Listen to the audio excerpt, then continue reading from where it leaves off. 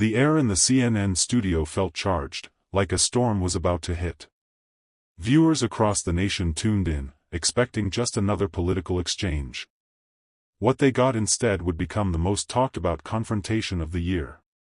Karoline Leavitt, crisp in a red blazer and unwavering stare, sat across from Vice President Kamala Harris, whose smile was tight but clearly forced. Between them sat moderator Jake Tapper, shuffling his notes like a man who knew he was seconds away from losing control of the room. "Tonight," Tapper began, "we welcome Vice President Kamala Harris and Karoline Leavitt, the White House press secretary, for what promises to be a spirited discussion on the state of the nation." Leavitt didn't wait. Before Tapper could ask the first question, she leaned in, eyes locked on Kamala. "With all due respect," she said, "how does it feel to be the most invisible vice president in American history?" Kamala's smile flickered. "I'm here to discuss real issues, not political jabs."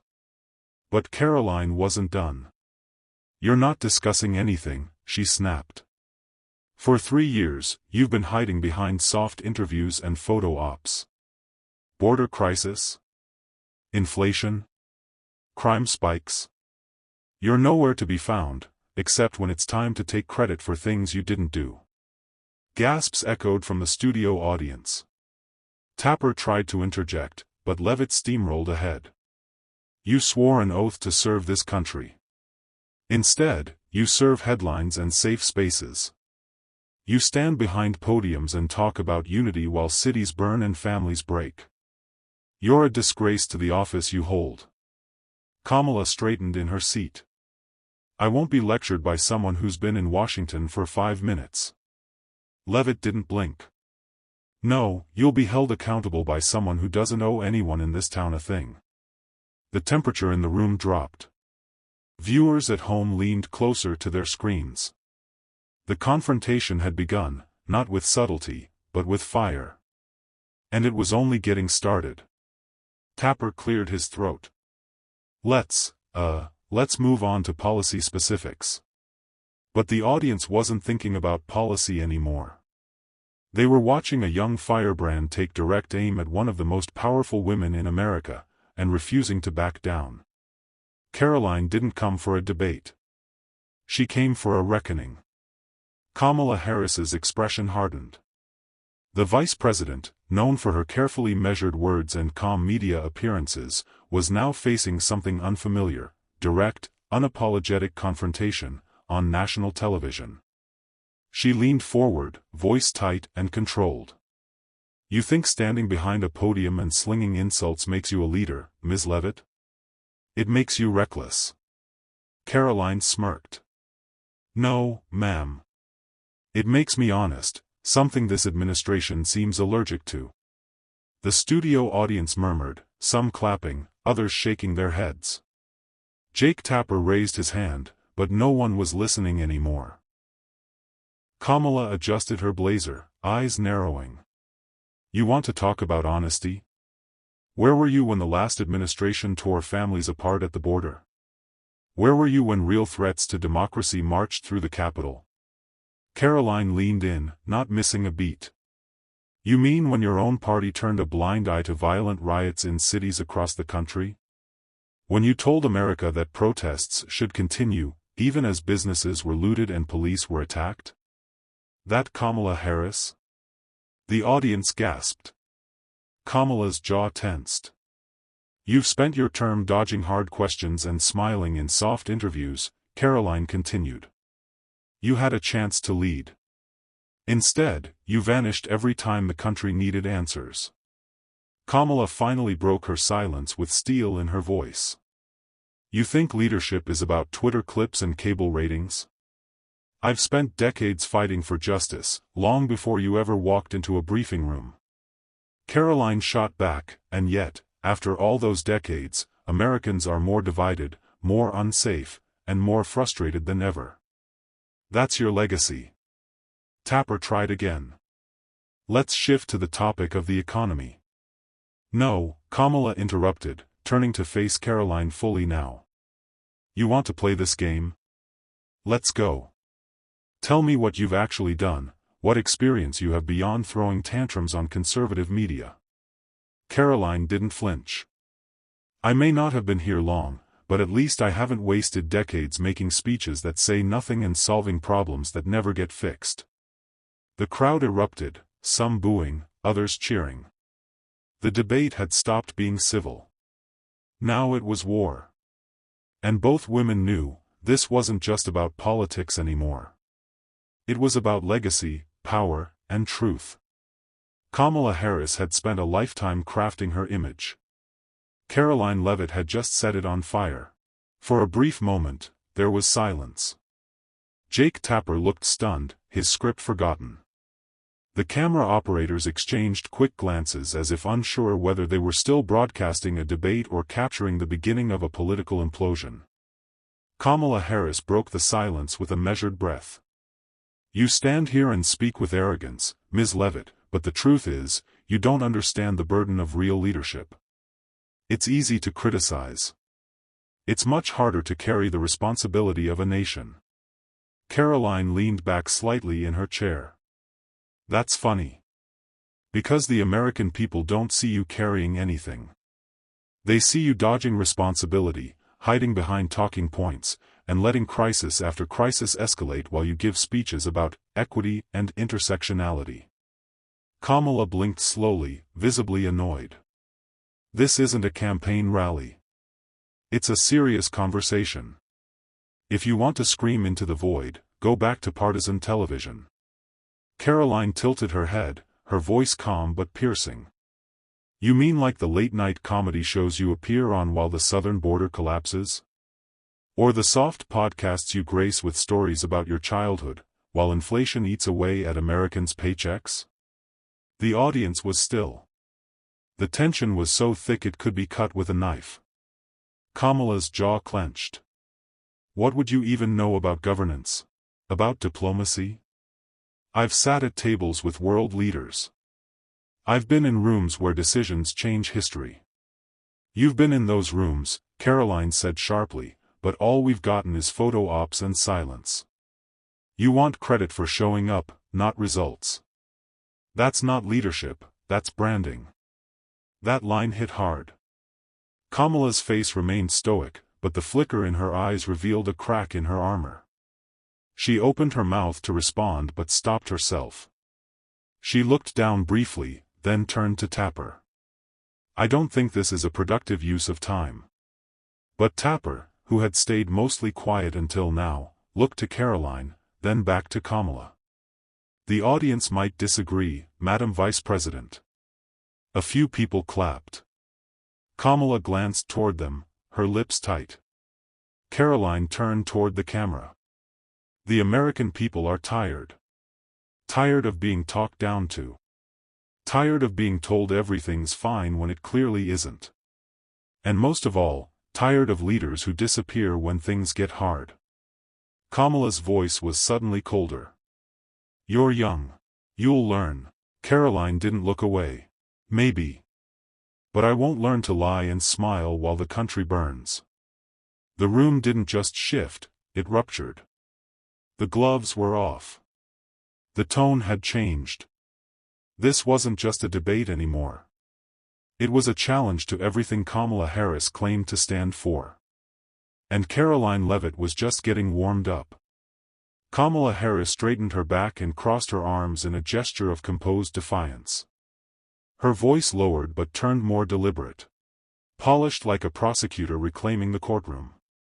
"You think it's brave to come on here and talk over people," she said slowly. "Let me tell you something. Real leaders don't show up just to fight. They show up to solve." Karoline didn't blink. "And yet, here we are, 3 years in, and Americans are still asking, where is Kamala?" Kamala leaned forward. "You talk a lot about accountability, Karoline, but you're standing on a platform built by outrage, not policy. What's your plan for fixing anything? Or do you just tear down women who've actually done the work?" That last line landed like a strategic punch, meant to draw sympathy and score points with the media-friendly crowd. Some in the studio applauded. Karoline's jaw tightened. This isn't about tearing down women. It's about calling out incompetence, regardless of gender. Kamala raised her eyebrows. You mean the incompetence of someone who helped expand child tax credits, pushed for police reform, and defended voting rights?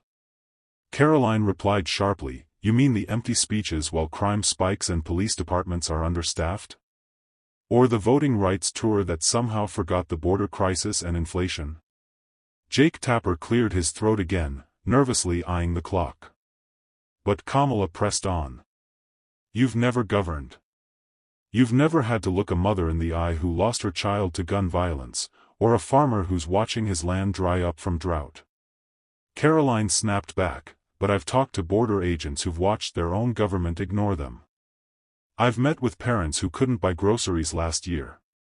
While you were talking about root causes, they were living with the consequences. The crowd tensed again. Kamala's voice dropped. You don't understand nuance. Everything is black and white for you. Sound bites and slogans. Karoline responded without flinching. And everything's gray for you, until it's time to pick a side. Then you disappear. That line hit like a hammer. The room stilled again. Kamala looked directly at her, gaze unblinking. You think loud is the same as right. Karoline returned the stare. And you think silent is the same as strong. This was no longer two politicians disagreeing. It was two visions of America colliding, live, unfiltered, and growing more volatile by the second. And the audience? They weren't just watching. They were choosing sides. The camera panned across the audience. Some leaned forward, jaws clenched. Others shook their heads, uncomfortable. But no one looked away. Karoline Leavitt's tone remained razor-sharp, slicing through the polished formality that Kamala Harris had relied on for years. You keep calling me inexperienced, she said, her voice steady. But inexperience isn't what's hurting Americans. It's failed experience. Kamala's smile faltered, the rehearsed calm slipping ever so slightly. You don't know what this job demands. You haven't had to make the choices I've had to make. Karoline didn't blink. You're right. I haven't had to choose between telling the truth and protecting my approval ratings. The audience murmured again, some audibly said, wow. Jake Tapper leaned in, attempting again to salvage control. Let's turn to immigration reform. But Karoline cut in, locking eyes with Kamala. You were put in charge of the border, weren't you? Kamala's face hardened. I've been to the border. I've spoken to leaders. You went once, Karoline said, raising her voice just enough. And only after months of pressure. Meanwhile, fentanyl kept flooding in. Children kept being trafficked. But you sat down with Hollywood donors and laughed on late-night shows. A gasp escaped from the audience. Kamala opened her mouth to respond, but Karoline wasn't done. You're a heartbeat away from the presidency, and yet the most consistent thing about you is your absence. Kamala's nostrils flared, her tone sharpening. This isn't a game. You don't get to rewrite facts because they fit your performance. Karoline raised a hand slightly. It's not a performance. It's a reality check. And for the first time, someone's giving it to your face. The crowd was no longer split. Some cheered. Loudly. Others crossed their arms, disapproving. But the shift was clear, this wasn't going the way Kamala expected. She adjusted her microphone, her voice cooler now. You're playing with fire, Ms. Leavitt. Karoline didn't move. No, I'm just not afraid of it. The audience roared. Tapper looked stunned. For the first time in years, Kamala Harris wasn't in control of the room. She was cornered. And Karoline Leavitt wasn't backing off. Not tonight. The noise in the studio didn't fade immediately. Applause lingered, mixed with scattered boos, creating an electric, chaotic hum. Jake Tapper's cue card sat useless on the desk. This wasn't about the script anymore. Kamala Harris adjusted her posture, the wear beginning to show in her eyes. She exhaled through her nose, speaking slower now. I don't need to shout over you, Karoline. My record speaks for itself. Karoline responded without hesitation. Exactly. That's the problem. Another ripple of tension moved through the audience. Kamala's voice sharpened. I've served this country for decades, through the courtroom, through the Senate, now as Vice President. What gives you the right to sit there and act like you've done more in 2 years than I have in my life? Karoline met her gaze head-on. I didn't say I've done more. I'm saying you've done less than you promised, and the country's tired of waiting. Kamala bristled. There's a difference between patience and ignorance. Governance isn't a race. It's a process. Karoline nodded. And yet, after all that process, working families are poorer, our borders are weaker, and trust in leadership is in free fall. At what point do you admit the process is broken, and you're part of the reason? Kamala looked away for half a second. Just long enough. Karoline seized it. You were supposed to be the future, she continued. But all we've gotten is empty words, optics, and disappearing acts. The vice presidency wasn't supposed to be a ghost role. Kamala finally fired back. You don't know what it's like to carry the weight of this office. And when you fail, and yes, you will, you'll understand. Karoline tilted her head, calm but fierce. I'm not afraid to fail, Madam Vice President. I'm afraid to sit silently while people suffer. And that fear? It's what brought me here tonight. The crowd fell quiet. This was no longer just political theater. Kamala's voice softened, now tinged with fatigue. Do you really think America needs more division? More shouting matches? Karoline's voice dropped, but it hit even harder. No. I think America needs accountability. And sometimes, that doesn't sound pretty. Tapper finally leaned forward. We need to wrap this up. Final words? Karoline didn't hesitate. To the American people, you deserve better than silence. Better than scripted promises. You deserve leaders who show up, especially when it's uncomfortable. Kamala's expression was unreadable, but her silence spoke volumes. She had come expecting a battle of ideas. What she got was a reckoning.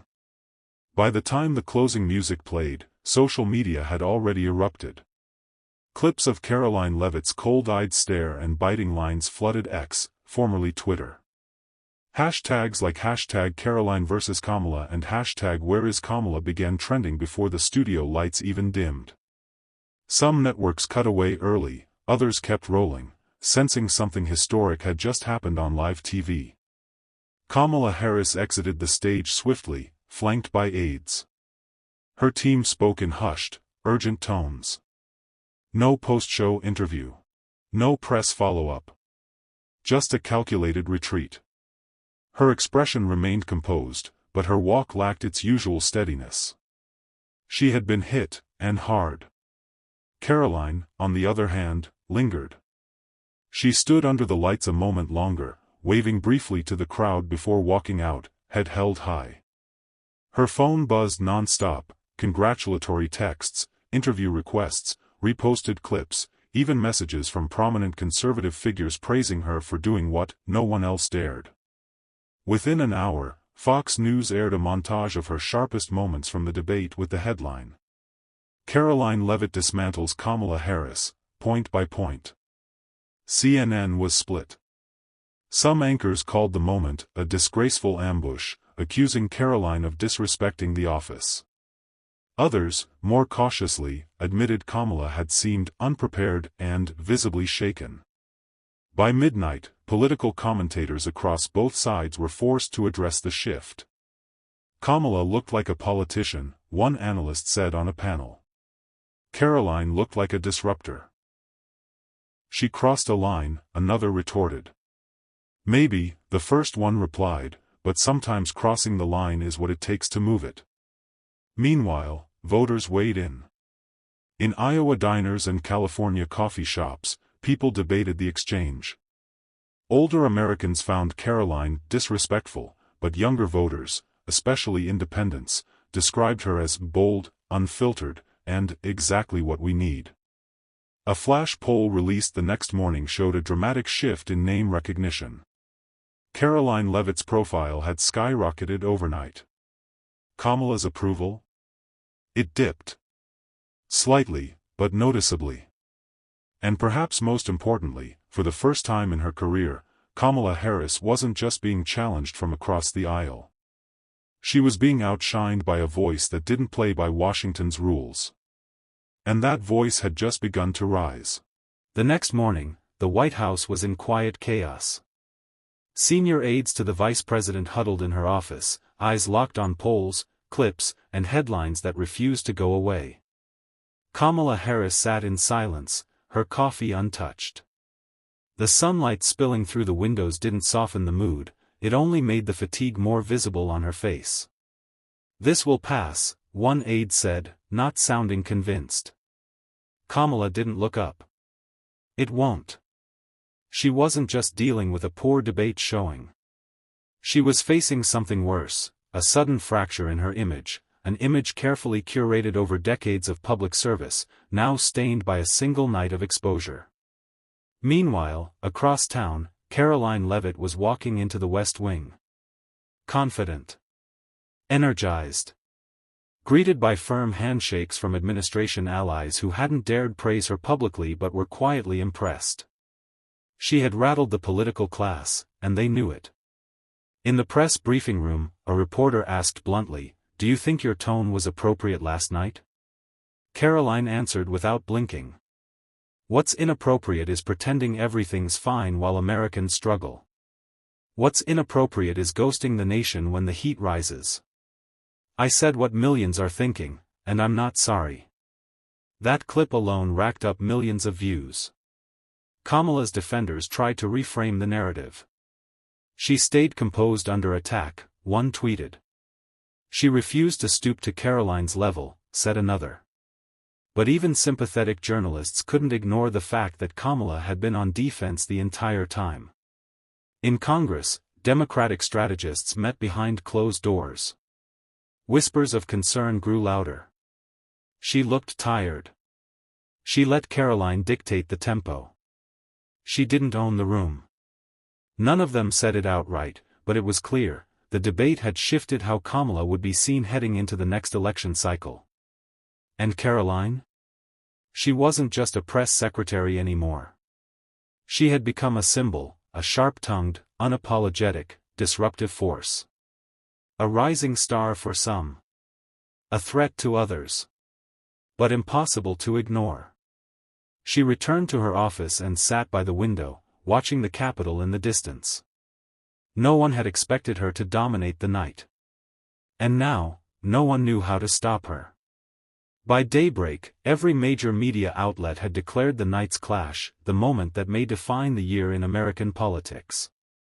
On MSNBC, hosts called Karoline abrasive, dangerous, even a threat to institutional respect. They framed her performance as a calculated attempt to provoke chaos, crafted for soundbites, not substance. But that narrative didn't stick everywhere.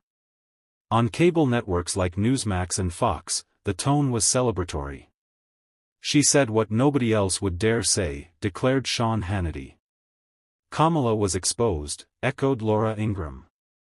Clips rolled of Karoline's boldest lines, captioned in bold red. "You're not afraid of fire? I am the fire." Pundits debated whether it was disrespect or revolution. In the digital space, Karoline's supporters turned her into a meme queen overnight. A freeze frame of her glare at Kamala became a viral image with the caption, "This is what accountability looks like." Meanwhile, political influencers from both sides weighed in. "She might be young, but she's not playing games. She just shook the foundation of the old guard." Kamala's team scrambled to regain footing. A statement released mid-morning attempted to reframe the debate as a sad reflection of rising disrespect in our politics, and praised the vice president for taking the high road. But it came off defensive. Weak. Rehearsed. Karoline, on the other hand, tweeted only once. Truth isn't disrespect. It's uncomfortable. Thousands retweeted it within minutes. In Washington think tanks and consulting firms, analysts rewatched the debate with cold precision. They weren't looking for ideology. They were looking for power shifts. And what they saw was clear. Karoline Leavitt had stolen the stage, and more importantly, the spotlight. Democratic strategists privately acknowledged it. She dominated the energy. She controlled the rhythm. She made Kamala look old school. Suddenly, headlines weren't just about the vice president's performance, they were about whether she could survive a media landscape dominated by sharper, younger, more unapologetic voices. And Karoline? She didn't have to raise her voice anymore. America was listening. The week after the confrontation, the impact was undeniable. Kamala Harris, once considered the future of the Democratic Party, was now the face of its vulnerabilities. The debate hadn't just bruised her reputation, it had exposed a deeper disconnect between the political elite and the frustration of ordinary Americans. She continued with her scheduled events, visiting schools, speaking at universities, attending policy roundtables, but the questions had changed. Reporters no longer asked about climate policy or global summits. They asked about Karoline Leavitt. Do you regret not responding more forcefully? Has Ms. Leavitt reshaped the conversation around your leadership? Each question dug deeper than the last. And while Kamala answered with the poise expected of her office, the edge in her voice betrayed something she hadn't shown in years. Doubt. Meanwhile, Karoline was everywhere. Primetime interviews. Headlines. Podcasts. She'd become the unexpected symbol of a movement, a voice that sliced through bureaucracy with brutal clarity. And she wasn't afraid to keep swinging. On Tucker Carlson's return to digital broadcasting, she appeared live. He leaned forward. What were you thinking when Kamala said you were playing with fire? Karoline grinned. I was thinking, finally, someone noticed I'm not here to stay quiet. The audience roared with laughter and applause. That one moment crystallized it. She wasn't the underdog anymore. Back in Washington, political operatives redrew the power maps. Conversations shifted from, who runs in 2028, to, can Karoline be stopped before 2026? Kamala's aides worked overtime, trying to rebuild the image that had slipped through their fingers. But the damage wasn't surface level. It was seismic. In the minds of millions, a new challenger had emerged, not from within the Senate halls or decades of committee meetings, but from the raw energy of truth-telling, unapologetic clarity. The final image that circulated across platforms wasn't from the debate stage, it was from the moment Karoline stood outside the CNN building afterward, backlit by street lamps, addressing a crowd of reporters. She didn't shout. She didn't gloat. She simply said, the old playbook isn't working anymore. America deserves more than silence and spin. And I'm just getting started. It wasn't just a mic drop. It was a warning shot. And everyone in D.C. heard it. Loud and clear. Thank you for watching. In a political world where rehearsed lines and polished optics often mask the truth, voices like Karoline Leavitt's cut through the noise. Whether you agree with her or not, there's no denying the impact of her challenge. This wasn't just a clash between two women in power, it was a collision of two Americas. One rooted in tradition, hierarchy, and caution, the other driven by boldness, frustration, and a refusal to be silenced. As the dust settles, one thing is clear, the era of unchallenged political comfort is over. A new voice is rising, louder, sharper, and ready to shake the system. Make sure you're subscribed for more powerful face-offs and unfiltered stories that challenge everything you thought you knew. We're just getting started.